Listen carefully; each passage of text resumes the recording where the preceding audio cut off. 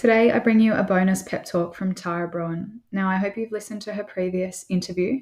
If you haven't, go back and grab that at a time that suits you. But I think so many of us are forced into inaction in a way, or paralyzed by fear of saying the wrong thing. If this is something that affects your experience, hold on to your hat because you're about to get blown right out of the water. Here is a 6-minute pep talk from the powerhouse that is Tara. People could get really scared of like, oh my God, I can't say anything right. I'm going to just be walking around causing harm all the time, or I'll never be able to just say what's on my mind. And I like to talk about if we're leaning further out of relationship rather than further in, like if it is bringing you further away from relationship, then we need to do some work on how you're processing this stuff and the work that you're doing to because we do not want people frozen in inaction. It is okay to be learning. It is okay to be in the process of unlearning. There are things we will have said in this conversation between us that in a year's time, 2 years' time, we'll be like, oh, that's problematic. People can get more focused on the technical details of what people are saying rather than are we organizing to change systems?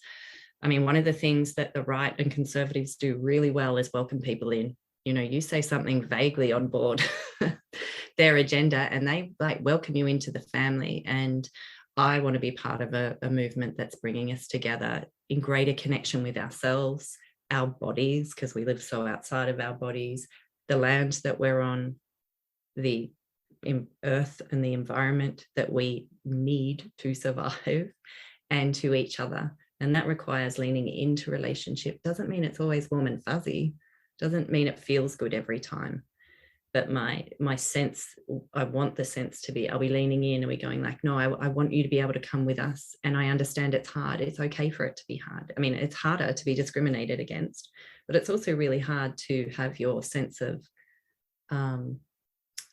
ways of knowing in the world challenge. That's really hard stuff. And it's okay to fuck it up often and all the time. And we will be doing that. And there's no, you know, I'd like to say, like, liberate yourself from the idea that you will get it right, because you won't.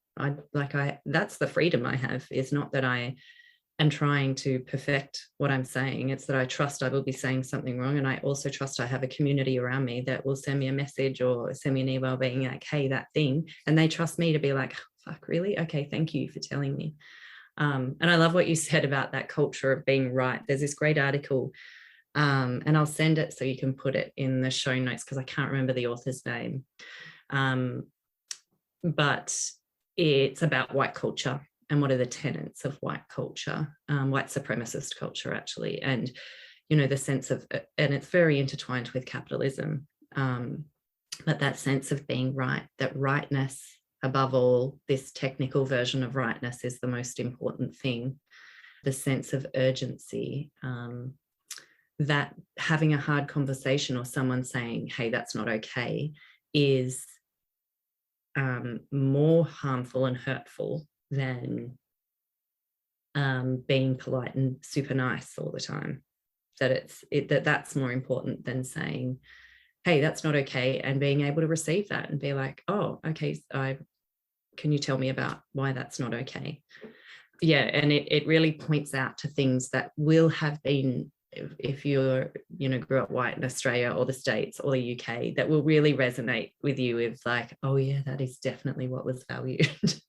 And this real that we have in white culture, and particularly for women, this real, and it's a form of control, a deliberate sense, you know, forms of civility are structured within society to make us behave in certain ways over different periods of time. And if we read back about, you know, during colonization and then the Victorian era, how these stuff happened. But that part of it is a form of control to be, if we're so caught up in presenting in a particular way, then we can't be as easily in true connection, in real connection with other people. We can't see their humanity as much because we're too busy up here following these rules. And if we follow these rules, then we're good and we're a good, nice person. Even if while we're following these rules, being a really good, nice, polite person, we're, you know, literally contributing to genocide. You know, that is the reality of how absurd our conditioning and the normalization of systemic oppression works. That's how it's absurd when you step back and look at it, but it still has to be undone within you. And like, if I could just compel anyone to just be like, that is okay. It is okay to find it hard. You can both be compassionate to yourself and other people and be accountable. We can have both of those things. It doesn't have to be one or the other. And that we can make mistakes, that you can say the wrong thing.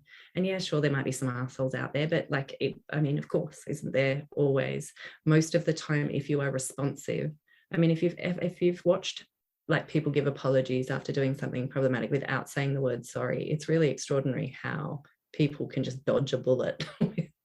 And then they wonder why people come back harder. And that's where I think this sense of cancel culture can and fear of it can come out of. But in my experience, when I've said and done the wrong thing, which has been many, many, many times throughout my career, God, I reflect back on ways of practice in the human rights world 10 years ago and shudder. But when that's brought to me, if I'm able to just be like curious about that, and yes, feel shame in my body and feel like, oh God, I can't do anything right. And yet let yourself feel all those things, be with all those things, and then choose to galvanize your feelings into change and action.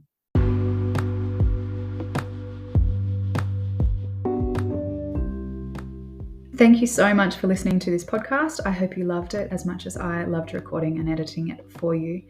If you feel called, I would really appreciate if you could leave a 5-star review or a rating. This is how more and more people find out about this content.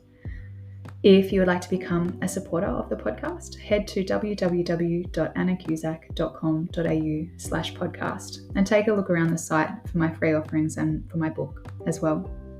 Any links to resources from today are in the show notes, and feel free to continue the conversation with me on social media at any time. @AnnaCusack Postpartum is where you'll find me. Bye.